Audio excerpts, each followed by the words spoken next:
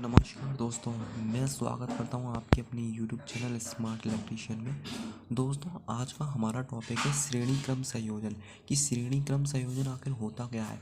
तो सबसे पहले मैं आपको बता दूं कि एक ऐसा संयोजन जिसमें प्रतिरोध यानी रेजिस्टेंस, जो हमारे रेजिस्टेंस होती हैं प्रतिरोध को परिपथ में एक सीधे क्रम में जोड़ दिया जाता है, तो वो हमारा श्रेणी क्रम संयोजन कहलाता है। सीधे क्रम का मतलब जैसे कि फॉर एग्जांपल ये हमारे प्रतिरोध हैं, ये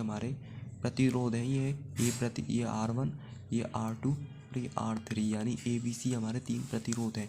इन तीन प्रतिरोधों को हम एक सीधे क्रम में जोड़ेंगे, जैसे कि R1 ऐसे, उसी के सामने R2, उसी के सामने R3, तो एक सीधी लाइन जा रही है, तो ये सीधा क्रम है, तो इसको हम श्रेणी क्रम संयोजन कहते हैं। तो दोस्तों, बात आती है कि जो श्रेणी क्रम संयोजन है वो किस तरह से लगाया जाता है। वैसे तो दोस्तों, जो संयोजन होते हैं वो हमारे तीन प्रकार के होते हैं: श्रेणी क्रम संयोजन, समांतर क्रम संयोजन और संयुक्त संयोजन। यानी तीन तरह के होते हैं, लेकिन फिलहाल हम श्रेणी क्रम संयोजन के बारे में जानते हैं। तो दोस्तों, जो श्रेणी क्रम संयोजन है वो एक सीधी रेखा में चलता है। जैसे कि फॉर एग्जांपल दोस्तों, ये जो आपको बॉक्स नज़र आ रहा है, ये बैटरी है पूरी। ये क्या है? बैटरी है। बैटरी में जब हम इसमें विद्युत धारा देते हैं, यानी विद्युत धारा हम आई प्रदर्शित कर लेते हैं, ये आई, ये हमारी आई है, यानी विद्युत धारा देती है। जब हम इसमें से विद्युत धारा देंगे तो ये एक सीधी वेव में निकल रही है, सीधी सीधी जा रही है विद्युत धारा, जा रही है R1 में से गुजर रही है, R2 में से गुजर रही है, R3 में से गुजर रही है।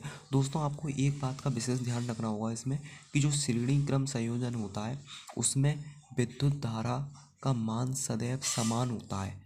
यानी आई, यानी प्रोफेशनल आई, यानी विद्युत धारा इधर भी वहीं गुजर रही है, वही धारा इधर गुजर रही है, वही धारा इधर गुजर रही है। यानी इसमें जो आई का मान यानी विद्युत धारा का मान होगा वो सदैव समान होगा।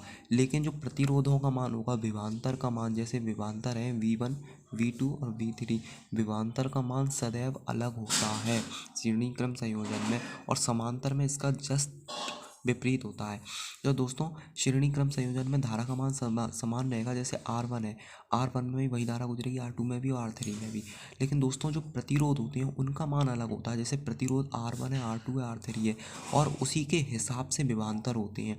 जैसे R1 प्रतिरोध में V1 विभवांतर होगा, और R2 में V2 विभवांतर होगा, R3 में V3 विभवांतर होगा। यानी विभवांतर अलग अलग होंगे, समान नहीं होंगे प्रतिरोध में। जैसे कि फॉर एग्जांपल V1 में माना हमने 2, और V2 में हमने 5, और V3 में हमने 7। तो इसमें टोटल जो विभवांतर हो गया दोस्तों, वो हो गया हमारा V बराबर 14। अब दोस्तों, किसी भी श्रेणी में विभवांतर कैसे निकालेंगे, तो किसी भी श्रेणी में विभवांतर निकालने के लिए ये फॉर्मूला काम में लिया जाता है, ये वाला फॉर्मूला। VT यानी V का मतलब विभवांतर और T का मतलब टोटल, तो बराबर V1 plus V2 plus V3। तो V1 का मान 2, V2 का मान 5 और V3 का मान 7, तो टोटल V14 आ गया। तो टोटल अगर विभवांतर निकालना है तो ये ऐसे निकाला जाता है। दोस्तों, अब विभवांतर किसके मध्य होती हैं, तो दोस्तों विभवांतर होती हैं हमेशा प्रतिरोधों के मध्य में। जैसे कि ये एक पॉइंट इधर है, आपको नज़र आ रहा होगा A, और ये B, और B और ये C, और C और ये D। तो दोस्तों, जो विभवांतर होते हैं वो हमेशा प्रतिरोधों के मध्य, जैसे A और B के मध्य V1 हो गया, B और C के मध्य V2 हो गया, और C और D के मध्य V3 हो गया। दोस्तों, ये होती है बात इसकी, जो प्रतिरोध होते हैं वो सदैव समान होते हैं। जैसे कि ये दोस्तों, जैसे ये प्रतिरोध एक श्रेणी क्रम में, ये भी श्रेणी क्रम में, ये भी श्रेणी क्रम में, एक समान रेखा में निर्माण कर रहे हैं। दोस्तों, जो पहला प्रतिरोध होगा, पहले प्रतिरोध का जो पहला सिरा होगा वो सदैव बैटरी से जुड़ा होता है। किससे जुड़ा होता है? बैटरी से जुड़ा होता है। और पहले प्रतिरोध का दूसरा सदैव सिरा दूसरे प्रतिरोध के पहले सिरे से जुड़ा होता है। किससे जुड़ा होता है? पहले प्रतिरोध का दूसरा सिरा दूसरे प्रतिरोध के पहले सिरे से। और उसी तरह इसमें होता है कि दूसरा प्रतिरोध का दूसरा सिरा तीसरे के पहले से जुड़ा होता है, और ऐसे ही मतलब बढ़ते जाएंगे, तीसरे का चौथा, चौथे का पांचवा, ऐसे बढ़ते जाएंगे। तो दोस्तों, ये हो गई हमारी विभवांतर। अब दोस्तों, बात आती है कुल विभवांतर का फॉर्मूला। कुल जो विभवांतर होते हैं वो कैसे निकाला जाता है? कुल विभवांतर का फॉर्मूला प्रतिपादित किया गया था। कुल विभवांतर का फॉर्मूला होता है V बराबर IR।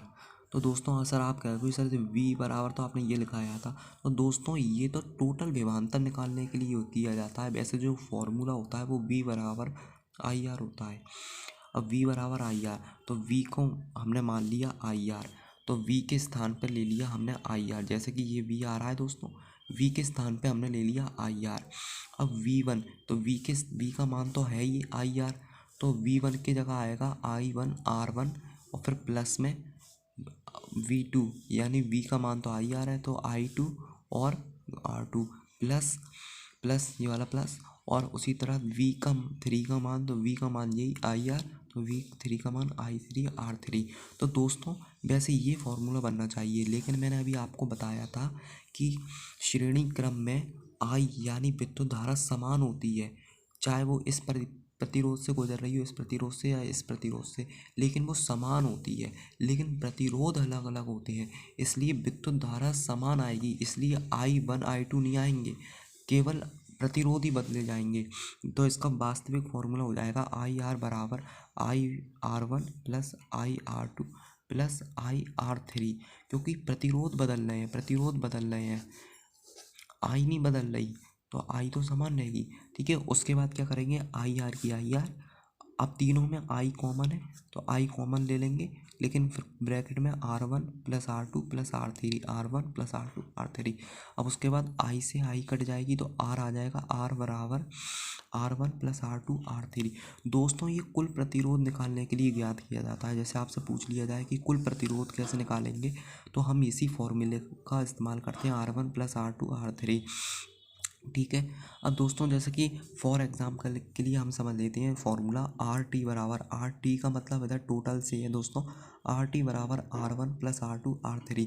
जैसे कि फॉर एग्जाम्पल मान लिया किसी श्रेणी क्रम में आर का मान, जैसे कि इसमें आर का मान दे रखा है 5 ओम, ठीक है, इसमें दे रखा है 6 ओम, ये 6 ओम हो गया, ये 5 ओम हो गया, ठीक है, और इसमें दे रखा है 7 ओम। कितना दोस्तों, 7 ओम।